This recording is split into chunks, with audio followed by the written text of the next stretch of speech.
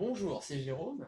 Dans cette vidéo, je vais vous parler de cernes, de problèmes oculaires, de peau, de rides, de choses comme ça qui sont un petit peu disgracieuses. Donc pour les cernes, je vous dirais qu'il y a plusieurs choses assez simples qui sont assez efficaces sur le long terme.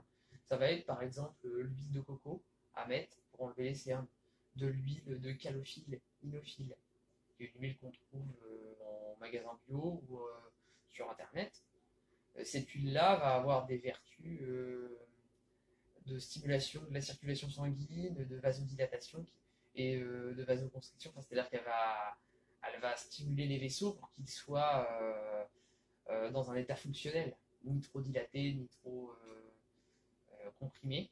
Et donc, elle va enlever les rides, certains rides, en drainant un petit peu les les micro vaisseaux en fait qu'il y a et en fait qui sont souvent liés en fait à des cernes. Donc voilà, avec ces huiles là, donc calophyllinophile, huile de coco, je peux rajouter à ça l'huile de rose musquée qui est assez difficile à trouver, mais bon, on peut très bien rajouter une huile une huile végétale, hein, je parle, une huile végétale qui soit adoucissante et régénérante de la peau, par exemple le calendula.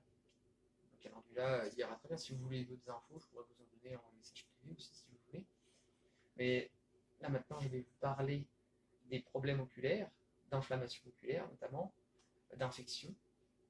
Donc voilà, pour ça, quelque chose qui est passe-partout, ça va être l'hydrolat de bleuet. Donc l'hydrolat de bleuet, c'est quoi?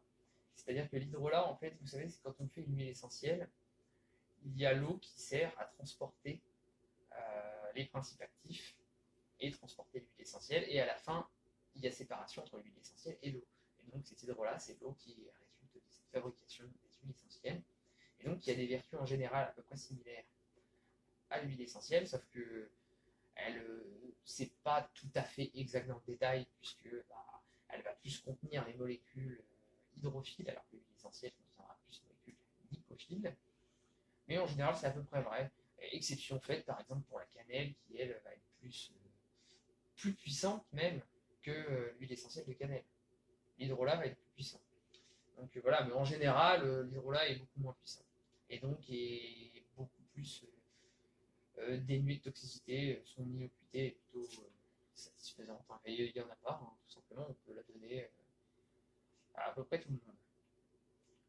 Donc l'hydrolat bleuet va être très bien, l'hydrolat de myrtille aussi, hein, c'est bien connu.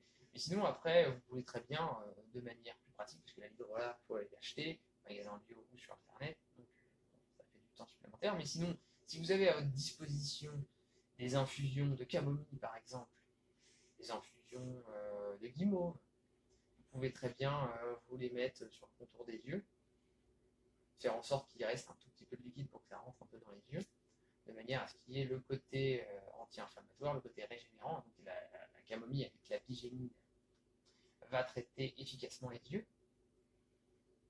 Et en plus, j'oubliais, j'aurais pu la dire aussi pour les rides, les cernes, puisque elle va, comme je l'avais dit dans une précédente vidéo, jouer sur les déchets hépatiques, enfin les déchets de la coagulation sanguine, les déchets du sang, quoi, en fait, hein. Et du coup, ça fait des amas, et donc ça fait des cernes assez disgracieuses, un peu marron. Donc la pigeonine de la camomille va aider grandement pour ça.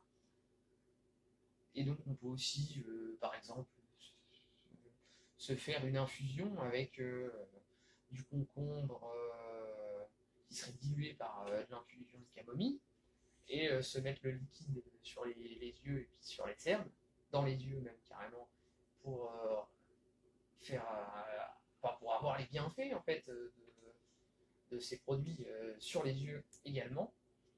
Donc voilà, avec le concombre, on a des vertus hydratantes donc, qui sont intéressantes, des vertus régénérantes nerveuses avec le concombre qui est très apaisant, et la camomille, la régénérante nerveuse majeure.